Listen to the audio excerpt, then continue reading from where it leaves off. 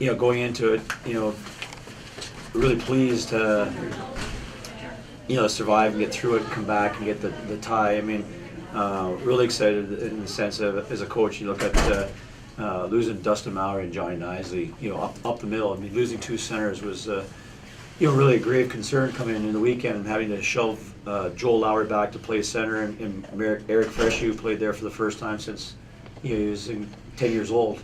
And they both did an admirable job. And there was, we locked a little bit of the flow. I mean, part of that big part of the game is for centers to support, and those guys did a tremendous job. We had a lot of guys, out of position, and I thought they had a big push there in the second period. I thought they'd come out and they took it to us.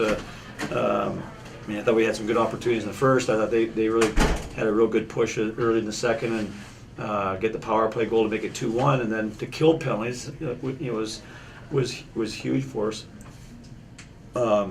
We had some good opportunities at the end. Christian Hilbert got in all alone. Cole Bardreau got in all alone. They got in all alone. A guy snuck in behind one of our D on a shorthanded, and we were very fortunate that didn't go in the back of the net to make it a 3-2 game. So it was kind of a weird game, that way. I thought both teams had opportunities to win, and both teams had opportunities to lose it. And so it's Christmas time. We'll get those guys back healthy and, get back. And we're fortunate that we don't have to play back-to-back with those two guys out, because some of those guys like Bardreau and different guys played a ton of minutes tonight. So what happened to those two guys? Johnny and I just got nothing significant, just an upper body injury. You want to call it, classify it, but he just sore ribs coming out of MSG. Got hit in 2 minutes to go in the game, 2.5 minutes to go in the game. He got hit, and Cole Bardreau also got hit in that game, and he just didn't practice all week. And both of them would be, next weekend they'd probably both be able to play next weekend if we were playing. But right now, I said we're fortunate that we have the break and that we don't have to go back to back right now. You mean Dustin? Yeah, that's Mallory who did practice. Mallory, yeah. Yeah, you said. Yeah, Dustin. Both of them got hit at the end of the MSG game. Yeah. Okay. So, all right. A little chippy. Was that sort of what you expected? I honest to God, I don't know where a lot of the penalties came from for both teams. I mean, I'm looking out there, and there's times. I think that was the first game we've been involved where it's kind of been like that. I thought the players were getting, frustrated on both sides. I didn't think they could get a real good feel for what was going to be called and what wasn't going to be called, and I thought that led to some of the frustrations. But the play at the end was just you see that a lot of times when there's goal mouth collisions and there's stuff around there. That's where you end up seeing a little push and stuff. I thought the guys, both teams, they're disciplined. You're gonna see that in any game of hockey. Coach, 7-4-2 through the first semester. Where would you assess where this team is right now? Well, I think overall you look at it and kind of wish we were a little bit higher in the standings. Knew the league was going to be very strong, but you want to evaluate the first half. He told me we'd missed Cole Bardreau for 6 games in 6 league games, and have kind of some significant. You look at even tonight with Mallory and Johnny Nisley, to survive that in the sense of not letting ourselves drop back a little bit with that kind of injuries to people in the middle. I mean, usually it's a defenseman here or a left winger there and a center, but not when it's all up the middle. And coaches are never pleased. I mean, they don't want to be perfect, but I told the team I'm getting to know them. I didn't think they had the focus tonight. They're excited, but they weren't as focused as I thought they should have been, and that's my responsibility. And so I'm starting to learn them. They're learning us, and they're learning each other. So it was, now it's the grind of exams, and thank God it's them and not me anymore. And Coach, going back to tonight's game, though, you talked about those missed opportunities. How do you look to work on in practice in terms of converting on those next opportunities next time out? Well, I mean, it's tough to go back and watch the video. Like BU, I knew we had some chances, but I didn't realize we had that good of chances. And tonight, I said go back and watch the tape of it tomorrow, but it's you look at tonight, we're 2 for 6, they were 0 for 6. that's 24 minutes of power plays for both sides. That's half the game.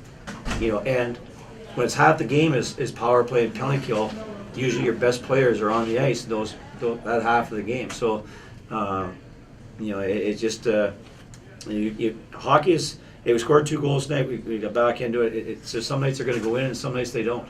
And I said I thought we survived that. You missed Dustin Mowry tonight. I mean, Dustin Mowry is arguably having the best year of his career. Speed and skill up through the middle, and we missed him tonight. As we missed Johnny Nisley. And Johnny Nisley had the best game he's played since he's been here was at Madison Square Gardens, bar none, defensively and offensively. So we missed him in the lineup tonight. So it'll keep coming. It's it's a learning experience, and we'll continue to get better. How do you approach these next few weeks? At what point do you start to prepare for that Florida tournament and going forward after that? That's the hard part. People don't understand. There is no preparation for Florida. I mean, you're surviving. I mean, walk around campus and you watch everybody else that are zombies and are glued to their academics. Our athletes are the same way. That's why I always had the utmost respect for the lacrosse team. They always end up being, the most important part of the year, they're smack dab in the middle of exams. I don't know how they do it because our guys are, it's a tough time to balance the school and get a workout in and as a student athlete, but no more so than an Ivy League school. Coach, what does Joakim Ryan's offense mean to this team? Well, I think that he's a great job in the quarterback, the power play, and the shot in the 5-on-3 tonight. He's not afraid to shoot the puck, and he's just I think his best year so far. We used him a tremendous amount again tonight. I don't know how many minutes he played, but he played a lot. Anything else for Coach? A little off topic, but at the end of the game, there's a teddy bear toss. What do you think the teddy bear toss does for your team and for the surrounding community? Well, the teddy bear toss is just a reflective of I think it's really reflective of all of the things that we're involved in, not just ourselves, but the athletic department in general. I think does a tremendous job of giving back to the community. I mean, we have a kid. Our kids go out and speak at the Newfield schools, and then we have the teddy bear toss. We've had other kids that are doing other things in the community. We got a lot of stuff that goes on. That goes on behind the scenes, and we don't talk about it a whole lot. But the teddy bear toss, I think, just reflects a little bit with how proud you are of the kids, that they understand about being in this community and giving back to different organizations. A lot of it has to do with people that are unfortunately have been struck with cancer, or kids that are in school. The teddy bear toss, Francisco Racker and Loaves and Fishes, and our guys are involved in a tremendous amount of things, and I really enjoy seeing them being involved in those kind of things. I just wish, if you ever watch teddy bear toss or a toy toss on YouTube, go to some of the games out in Western Canada. That I forget what it was. There was a couple thousand got thrown on the ice in Western Canada the other night, and I'd love to see our community and our fans get behind something like that in the future.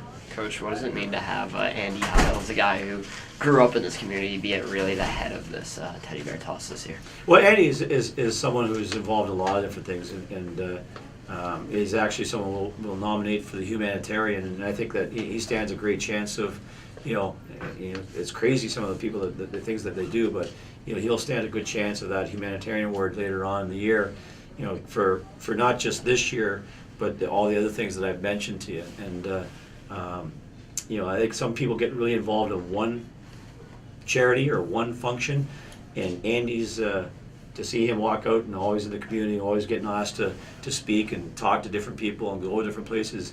He's always the first person to say yes, and I think that says a lot about him as a person. What do you think of the effort tonight and coming out with a point? I think we had a slow start, obviously, them going up 2-rep in the beginning there. I just don't think we were doing the little things right. We weren't moving our feet. We weren't getting the loose pucks, but obviously it was a gritty comeback, and you'd like to get a win, but you're happy with the point there, too. Chippy, like you expected, did it feel like that a little bit, or did it kind of ratchet up a little bit? I thought that at the end of the first period with one of the Spinks. Yeah, absolutely. Like I said earlier in the week, they're a gritty team just like ourselves, so obviously that aggressiveness, that run your mouth, that trash talk's obviously going to be a given. I think that makes the game just that much better, but like I said, they're a gritty team, and so are we, so that's bound to happen. that little run-in that you had with Andy, I saw you jumped in at the end of the first period. What was going on there? Just a little bit of a... Yeah, just so, I mean, I won't say the exact words here on TV, but it's just something he... Not on TV. But I just didn't like him running our goalie, so I thought I'd give him a piece of my mind there, and so he thought about it next time he was about to run him. Where would you assess where this team is right now going into the little bit of a break? I think we're all right now. I think there's a lot to get better, but I think we're growing each day. And obviously here we'd like to get a win going in there, kind of pull together a little win streak. But I think we have a lot of progress to go. We're coming together more, and the more we keep meshing and spending time together and come together, I think we're going to get that much better. Now, for you personally, last year at this time, you were about to go off to Russia. So how is it different for you now that you have a couple of weeks that you can sit back a little bit before getting back into it? Well, I don't have to eat that food or do that anymore, so I'm pretty happy about that. But just at the same time, just happy to be with the guys. Intercession here is a great time. Obviously, we have exams, but a great time just to hang out with each other, relax, and get to know each other on a more personal level. So I think that's something that I'm just going to take advantage of and just be happy to be with the boys. Everyone missing Dustin and Johnny Nizer tonight. Yeah, huge players there for us, so that obviously hurts, especially Dustin with his points, and then Johnny there with his grindiness, just helping kill penalties and do all the little things. So obviously we're missing, but at the same time, guys did a great job of filling in and filling their role, so hopefully we get them back soon. After the game was the teddy bear toss. What does something like this bring to your team and bring to the outside community? Right, I mean, that's just something that we try to pride ourselves on, is giving back and volunteering our time, and that's just something, obviously it was small token, but I think everything, little pieces go a long way, so that's just something that we help give back, because they've been so great to us. So. Walk us through the tying goal. I mean, you one-timed it. You weren't even thinking there, or just let it go? Yeah, I mean, that's something that I've been practicing a lot in practice. My one-timer, that's something that I take, an extra 5-10 minutes after practice every day, and I think obviously our 5-on-3 was clicking there, had numerous chances before, and that's something that when Joakim got the puck out to the top there, I just saw my opportunity and wanted the puck, and fortunately it went in, so everyone gets lucky every once in a while. The goal that was reviewed, where was that puck? It was about 4 inches off the goal line right underneath my pad. So once I got up, I kind of knew that there's no chance to ever cross the goal line.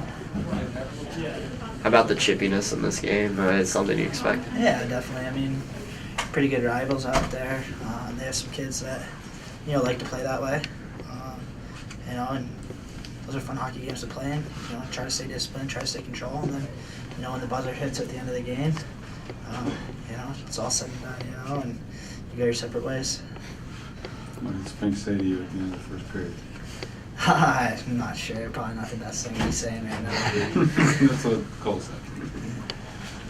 Yeah, Andy, you guys, Andy, you were down 2-1 going to the third, but you really got your mind right. You made those key saves to really get the point for you guys. How were you able to just block out what happened in the past and keep it going to get the point on the board for you guys? Yeah, I mean, I think as a goalie, you really got to focus on the process.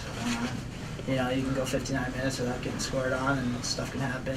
Or you can give up a goal right off the hop there, and you still got to play. And for me, I was a little disappointed in myself. Putting our team in a 2-0 deficit is kind of tough. Tried to finish off the second strong, and then in between the second and third, regrouped, and I liked the way we played, and I felt like if I was able to shut them out in the third period, that we'd have a good chance of winning the game. Just generally reflecting on the first half here, you guys have had some ups and some downs, but how do you feel about where this team is at? I mean, we like our team. Cole and I were talking about it before the game, and it's an exciting group of guys. We love being out on the ice together. That's the most important thing. Being out on the ice together, sharing that common goal. It definitely hasn't been a perfect start, but we're somewhat satisfied where we are. And we'll use these next couple of weeks to really advance our game and come back strong in the second half. About the teddy bear toss, what do you think something like this does for your team and the community outside of Rink? I mean, it's awesome. The community support here every night is something that we're so appreciative of, and anytime we have an opportunity to give back is something we really enjoy doing. And that's just one example of what we try to do to give back to the community. And as far as I know, I haven't seen the results from tonight, but up until tonight, we had been doing really well, which is it's a testament to what this school is about, what this hockey program is about, but also community members giving back to the community as well. And you being the organizer of that, like what prompted you to organize it and get going with it? Well, I mean, coming here, being a local kid, the community has always been incredibly supportive of myself. When I stepped foot on campus, I knew that I wanted to try to make a difference, try to give back, and I approached Kier Ross, who organized the event before me, and he passed the torch job to me, and it's just it's something little, but we hope it has a large impact. Just for you on a personal level, growing up in this community, not even just with Teddy Bear Toss, but everything else that you mentioned, what does it mean to you to personally come in here playing in your hometown? Yeah, it's awesome. Every night I have probably 20 family members in the stands. I can look to my right and see my parents, look to my left and see my aunt and uncle, look behind me and my grandparents are there. So it's definitely something special. And then, the community, just being an extended family, they've been amazing since the day I stepped foot on this campus. And, I can never really thank them enough for that. So you're halfway through this last go-around, and you're getting more reflective? Trying not to. I'll be a mess if I do that. So, trying to take it one day at a time, improve my game, try to give our team a chance to, win championships this year and, have my game where I want it to be come year's end.